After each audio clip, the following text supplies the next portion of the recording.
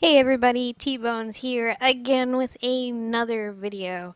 I'm gonna keep doing these voiceovers. If you guys don't like them, go ahead and just feel free to mute me and play some awesome music in the background. I kind of like talking. I don't know. So if you guys don't like my voice, I get it. I've come across videos before where I'm like, I just can't do it. Go ahead and mute it. I thought I'd put this out for you. I found out finally how to record on my iPad, not through Procreate. Because Procreate's going to take all your drawing and it just automatically does a speed up of it. But it's always such a short speed up. I think the longest I've ever gotten is like a 3-minute one. And that's not really enough for video content. But then after some searching, I found out that you can just do a screen record, which I thought was really cool. So I wanted to do a test one. And I chose the Hive Knight again. I have done Hive Knight before. If you look at my own social media, I did it in the Hollow Knight style though. I wanted to do the Hive Knight again because honestly, I love the bees. It is such a cool area, the hive area, and I wanted to do more of the Hive Knight, but I want to go for more of a little bit mix of my style and the Hollow Knight style. So that's what the whole premise of this video is. Now, a lot of times when you talk with other artists, fan art is this kind of thing where we know all artists do it, but can it really be considered, you know, work for a portfolio, for instance? Could you put fan art in a portfolio? And that's it's a weird line to kind of toe when you think about it. Yes, it might be a really amazing painting, like mind-bogglingly amazing, but you didn't come up with the concept yourself, right? But then that's to say that no one is able to ever put any of the work they do for like TV shows or cartoons in their portfolio because technically they didn't come up with the character or they might not have come up with the scene. Like a lot of, I guess you call them splash cards on, like, for instance, Adventure Time. You have these splash cards where it's the introduction to the episode. It's a quick little snapshot and it shows all the main features that's going to be in the episode, kind of gives you an idea of what to expect. Technically, when those are done, it's usually either freelanced out or done in-house, depending on the studio. But the person who does those splash card illustrations, they didn't come up with the characters. They didn't come up with, the scenery or anything. If anything, they actually get sent this stuff over by other artists in different departments, and they're just supposed to make a painting from it. So one could technically argue that they can't put that in their portfolio. You didn't come up with it. So I think personally, go for it. Put some fan art in your portfolio. If it really shows your skill, your technical skill when it comes to painting, lighting, color composition, I think you're fine. If you're going to be for, I don't know, character designer though, or even landscape designer or something, maybe don't do fan art because they're looking to see what you can come up with.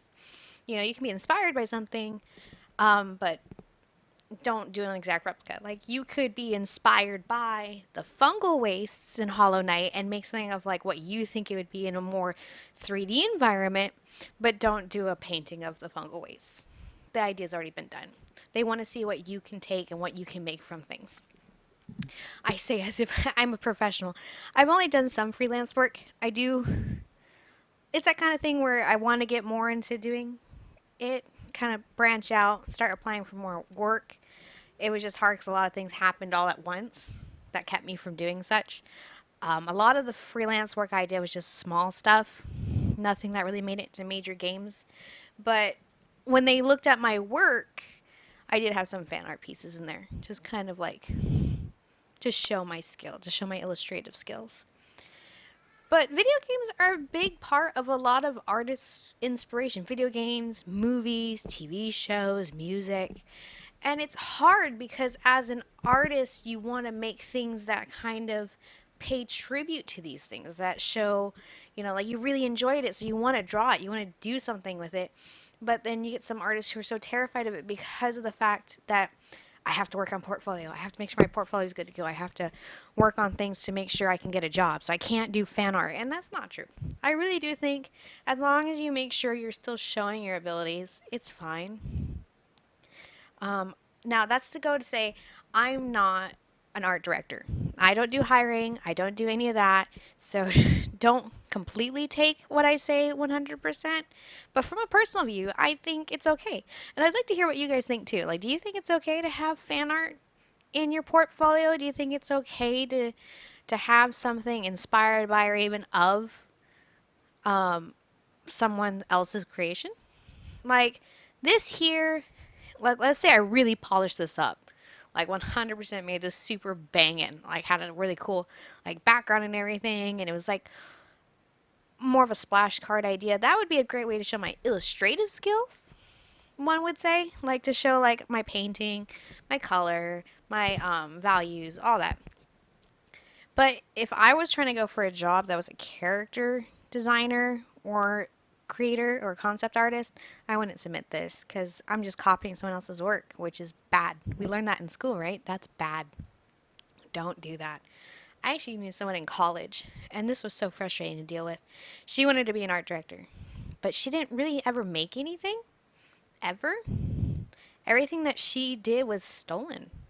Like one time she submitted a 3D model, and I was looking at it, and I'm like, that's just a Raymond rabbit right there that you just took off the ears and colored differently and submitted it. And it was really frustrating to watch because she wanted to be an art director, someone who directed artists on what to do. But like if you yourself don't know the work, can't put in the work or do the art yourself, like no one's going to want to listen to you.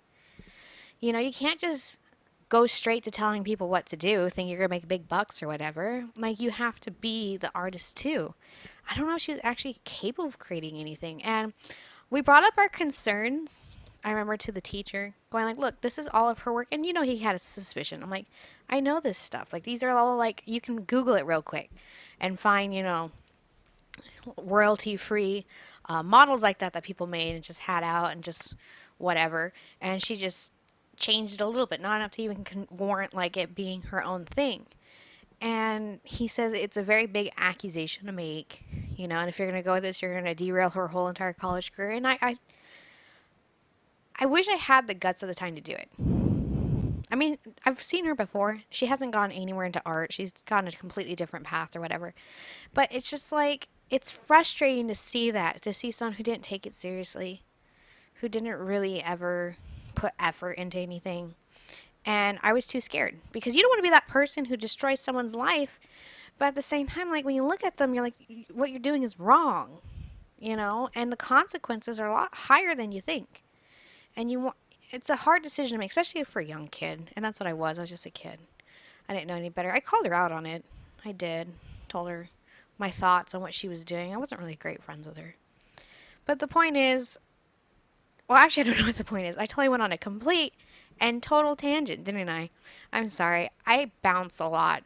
I should really make scripts for these. Otherwise, I won't ever actually have a conclusive thought. But I think the point is artists get inspired by things all the time, and that's okay. It's okay to be inspired by something. It's okay to want to draw it, to want to, you know, put your own spin on things. I think one of my projects I actually did in college was, it was kind of like a mashup, is what he called it, but I took kid video game characters of Minecraft and I did my spin on it. I don't do cute things. I'm really bad at cute things. I mean, I can kind of fudge it, but cute things are hard for me to draw. Like, they never come out looking cute. I think they come out looking demented. I do like more horror stuff, fantasy stuff. I guess the closest to cute I do is Bell Knights, to be honest. And even that's kind of like, maybe. But the point is I did a mashup. I put it in my own style. I did my own twist to it, to where, you know, I took the basis of the concept and I kind of went with it and kind of did my own thing. I think the only one that I felt like I didn't diverge from enough was the Creeper, but let's be honest, it's a classic. I actually won an award for that too. It was the weirdest thing. It was during a gallery. It was my senior year. I put up my 3 large paintings my last gallery year, and I went and got sushi because I didn't think I was going to get anything. I was tired. I was ready to go home. And I get a call from my friends, "Where are you? Where are you?" And I'm like, I'm getting sushi. I'm having some sushi with my at the time fiance. Like, you won an award. They gave you an award. And I'm like, what? And so I rush back there, and there's a sticker, and it says most game, and I don't know what that means. It's usually when people who have no idea about video games try to give awards about it. But, like, it was recognizable. It was my twist to it, but it was still recognizable as the character. and I won an award for that. And the the I guess I got like a bag. It was a really cool bag, honestly. It says measure twice, cut once, and it shows someone with missing fingers, and I love it. Oh, I still have that bag. It's a good bag. And I remember looking at them going, I'd rather have a job, but I guess a bag's cool too. Um, but that's what I did.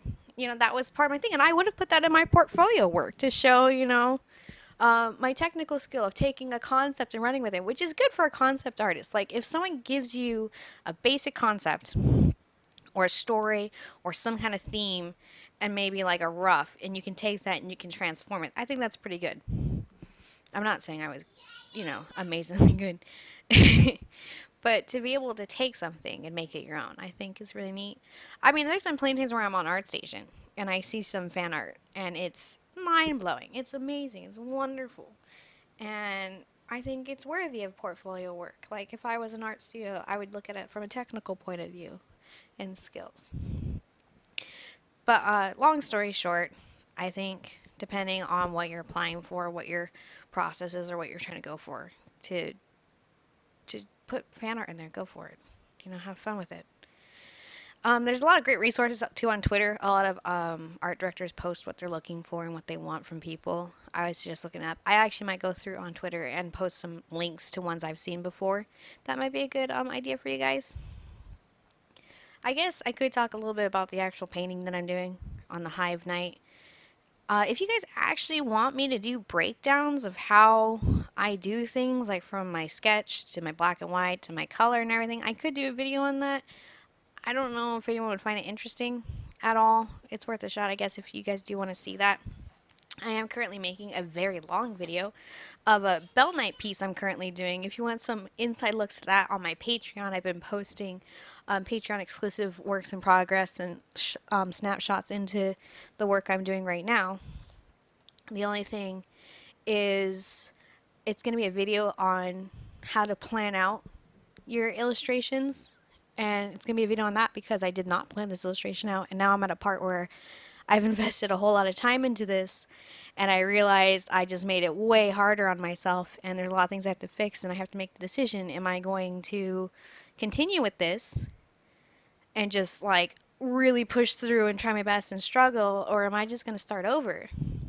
So we'll be going over that too. And hey, it's Bell Knight content, the thing that a lot of people know me for. So I'm going to get back into that. I'm going to go over my step-by-step process, and it's a long one. Let me know if you guys want that in more of like a couple short videos, or if you just want one long video. I'd appreciate it because I'm not quite sure how I'm going to set it up yet. It won't be like this. I recorded some Procreate, so the aspect ratio is all off, so I just kind of put like those little side pictures of the Hive Knight to block the ugly black squares. Anyways, thank you for joining me in this video. Once again, make sure you like and subscribe if you want to see more. I will be coming out with more videos whether you do or not because I'm having fun with this. Like, why not? Let's go for it. My social media is on the right. I have thank you to I am Solarium, I can't talk today, who is my only patron at the moment. Because of you, I'm able to do this work. Thanks again, guys. I hope you have a great day.